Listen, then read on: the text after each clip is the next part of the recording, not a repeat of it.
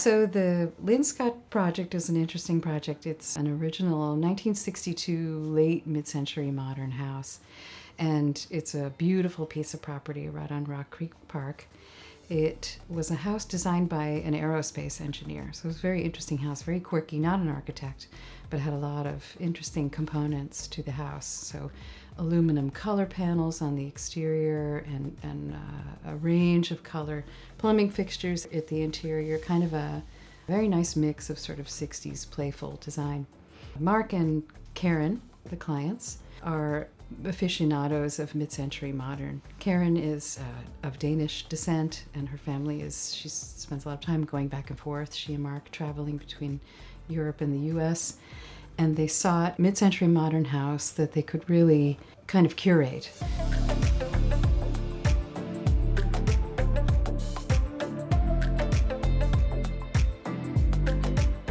And so they purchased this piece of property, and it was a beautiful piece of property in a beautiful location, a very interesting house with a story, but at the same time it was a house that had several challenges that needed to be overcome. And those challenges included things like weakened foundation system and mold, and most of the cabinetry and the baths and the kitchens were all original to the house. In addition to the house needing significant renovation, it also needed to be reconciled with the way that they choose to live today. So, meaning that in some ways, mid-century modern design kind of spoke to a different cultural time where the kitchen was very closed off.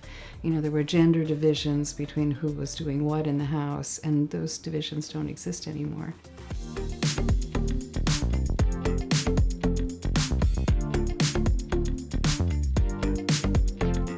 Mark and Karen are both avid readers, and they really wanted to add a library to the house. And there were pretty severe zoning restrictions on how, the lot could be used.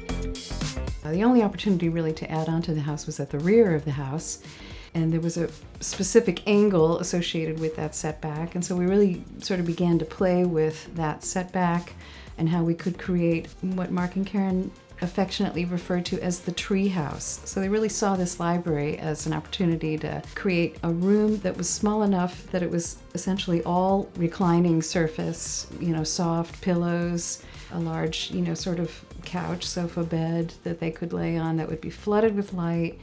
And so that sort of marked the beginning of the exploration for that. At the same time, they had goals to create a sustainable design, and they enlisted the help of George Washington University students and a professor of sustainable design at the university. And the students did a study to evaluate opportunities for sustainable design at the house. So they were approaching it from an academic point of view, and at the same time, I was approaching it as a lead AP architect. I have a specialty in green design, sustainable design. So I was looking at it from a practical point of view, from a product point of view, while the students were looking at it kind of at a high level, carbon footprint level. Ultimately, cycling through the various aspects, the possibilities, determined that there were too many trees around to explore solar panels. There were some limitations on that. We looked at gray water recycling. We looked at wind possibility for renewable energy on site. Mark and Karen, through a process of elimination, we determined that geothermal heating and cooling would be the most effective thing that they could do to reduce their overall carbon footprint.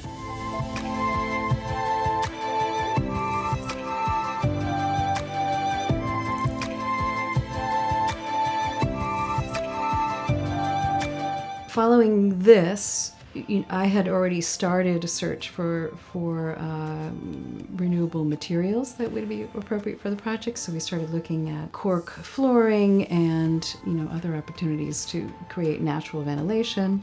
I knew that we would be stripping the exterior and applying a retrofitted smart wall to the exterior enclosure of the home. That means continuous insulation over the outside of the wood framing to really create a high R value. So the R value or insulation value of the exterior walls is an R30, so it's quite a high number. The our value of the roof is also significantly high at 50. And so although the house is not specifically qualifying as a passive house design, it employs many of the techniques of a passive house. It was really satisfying for Mark and Karen because that was their objective. And in fact, the students, this was a semester-long project, which the project culminated in a presentation showing what was ultimately done at the house. Finecraft was a really great partner in this because I knew from the start in speaking, Alexis was the lead for Finecraft, and I knew that in speaking with him, he was having a very strong interest in the details and going over with me what was the best way to wrap a new enclosure around an existing house, to create a lot of the custom cabinetry that we would at the interior, specifically in the spaces like this treehouse library, and also the cypress cladding. We had a mill in North Carolina, specifically mill cypress cladding, and ship the cladding to the site. It was a really beautiful opportunity. And although there are probably materials that would be less maintenance and longer lasting, Mark and Karen, with my guidance, really made the commitment to materials that would allow for breathing, that would be natural materials that would potentially decay after we're long gone, so that we're not creating something that is plastic that will be here through all of time. And that extends right down to the insulation at the interior of the wall, which is a wool insulation as opposed to a fiberglass material, which is at the same time toxic for those that are doing the installation.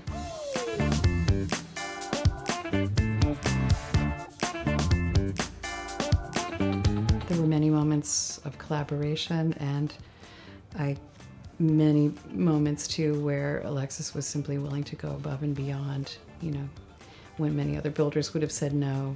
It's a really satisfying project to see built, and Mark and Karen are really enjoying the many aspects that we really collaborated on. There's a white oak paneling and white oak flooring throughout, and there's a wonderful floating stair in the central hallway, and that stair takes you from the dominant space upstairs to the downstairs space.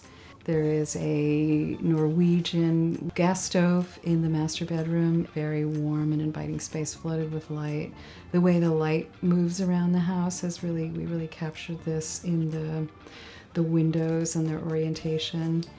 More than anything else, adding glass to the front of the house and the exterior of the glass has allowed the house to have a sort of transparency through to the Rock Creek Park at the back. Wall at the living room, the glass doors, they slide open, and you get this kind of through sense of the living room, which segues right out into the screened-in porch area.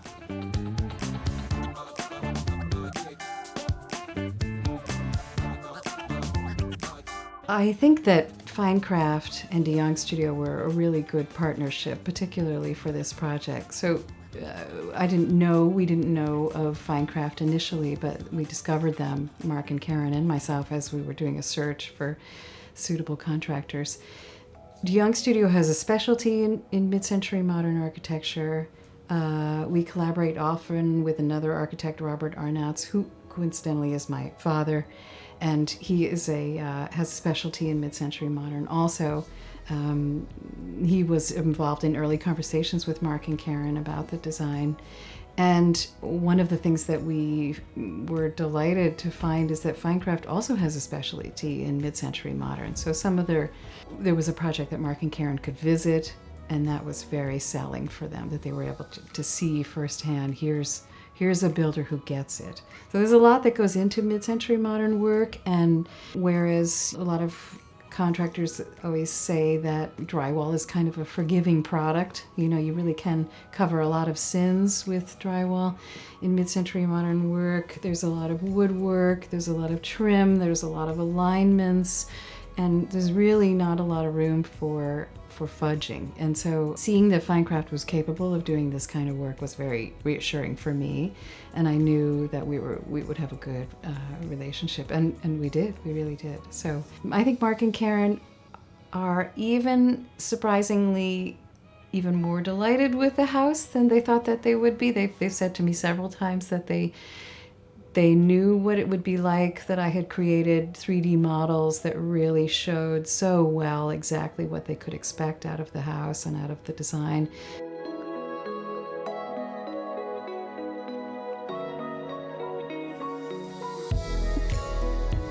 It's interesting because having a bathroom so close to the foyer was a concern. So at the same time, we took the design approach that this is something that will be seen, and so we are going to play with it and use a wonderful material that, sort of wall tile in the way that was done in the 1960s. So then moving into the living room and then becoming aware of that stacked stone fireplace and the kind of the peekaboo pass through into the kitchen, and then the kind of wonderfully playful, colorful cabinets in the kitchen that you kind of get a peekaboo view of. It was all designed as a sequence that you experience, and the house sort of unfolds for you with that view to the park as you move into it. So, and then culminating, of course, in that little focal point library at the back of the house, which is all window, and for Mark and Karen is really their favorite space, and they spend hours there reading, and so do their cats, and that for them both, they said to me this was really a mark of success that the cats had endorsed the design. All told, it was a really wonderful project. It was a joy for me to work on, and I really enjoyed working with Finecraft, and of course Mark and Karen are just wonderful clients.